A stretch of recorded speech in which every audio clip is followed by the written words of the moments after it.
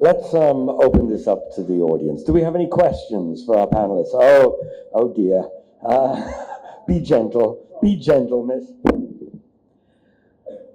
What have you guys learned about time management? Your lover's pointed. Guys, there's a microphone on your desk. Grab the microphone, turn it on. Arav, what have you learned about time management?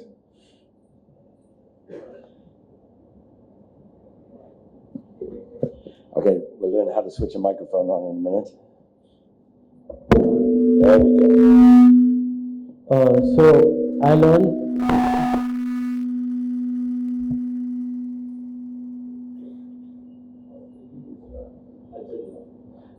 So I learned that in these cases you have to start your research early, because I had not done anything of this sort before, and I really found it tough to structure the questions in the survey, and especially the part of the research question. I've never really divulged into the issue so much, so I think I redid my work a couple of times, and I've learned that you have to start early to finish on time, because these sort of things do take a long time.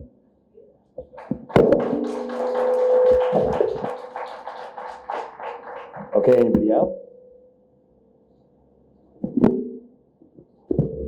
So my question is to Libby. Ethical research and the scientific validity of it. Were you comfortable with both, or did you find anything contradictory in that?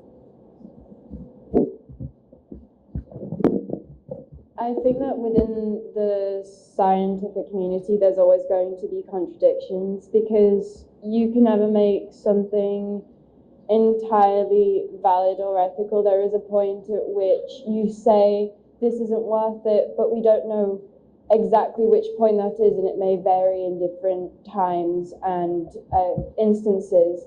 For example, at which point do we say this research is worth experimenting on animals, but not worth then experimenting on humans and stuff like that?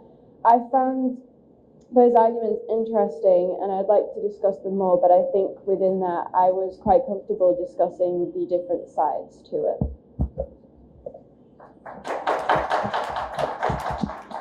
Thank you very much. Any further questions? Surely we have more. Anybody else? No, sorry, go on, baby. Be gentle. All right, I have a question for Krish. Just to clarify, so how can GMFs be both cost-effective and safe?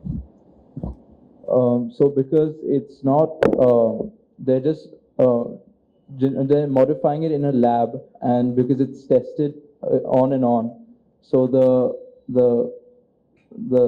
chemicals that they put in the crops help it grow and also help improve its nutritional value, which helps it last longer, which also makes it more cost effective. I'm fairly sure they didn't think you knew the answer to that. Okay, any more questions? Yes, Dr. Howard. This is to Shell, and in fact any of our courageous women on there. I think you were making a very, very good point about the completely unacceptable expectations put on women by the media.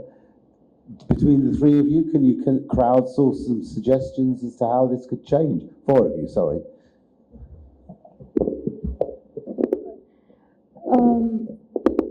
Sorry, can you repeat the last part, please? Between the four of you, can you crowdsource some suggestions about how this could change? What could the media do to change the balance here and make it better for women? I think every time if you see in social media platforms that women are said that you have to look in a physical, in a certain way, that you should have this proper body, your face should glow and all. So I think media should accept, or anyone should in our society should accept women in all forms for what they are, and not just that implement them with certain looks of what they should look like. So yeah. All right, that's fantastic. Thank you very much. Actually, from the rest of the ladies, any other suggestions? Do it. I think also because the way that questions and accusations within the media when talking about women are framed differently, when looking at that and when making something about a woman, I think the reporters and the media should be asking themselves when framing it, would we ask this about a man? Wonderful question over here. I actually wanted to ask the men on the panel what they think about it.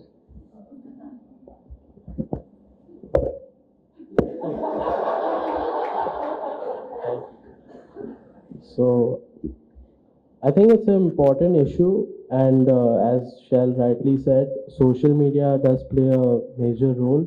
But I think the major news platforms or digital platforms today, they can do better by publishing stories that are true, and because sometimes the rumors and stuff about especially women in who are powerful and have a status today,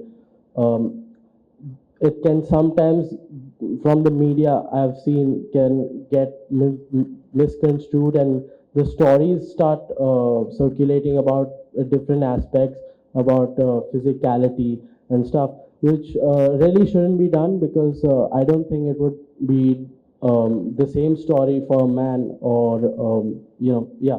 So I agree with whatever they've said. Yeah, I completely agree with what Arav said. Yeah, and I think we should empower women, and yeah. Well done, boys. Well done. You avoided that. All right, I think we've got time for one last question. There's somebody over here. We haven't had any questions from this side of the room. Would anybody like to ask anything? A proud father at the back, perhaps? Perfect. Time to ask him a question. So, in terms of this process, do you think it's something that school and we as a school equip you well for, or is it the joy of it doing it for yourselves, or is it a little bit of both? we mean the TEDdyX. Yeah. Would anybody like to answer? At least I think that the process is really long. I do not think that we do this for ourselves at all, Mr. Alexander.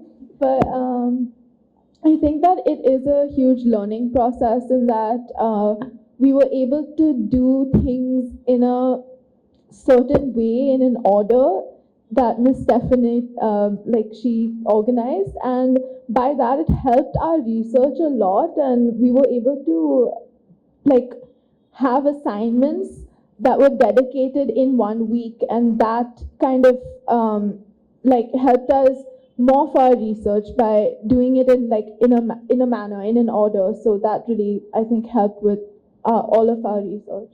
So yeah.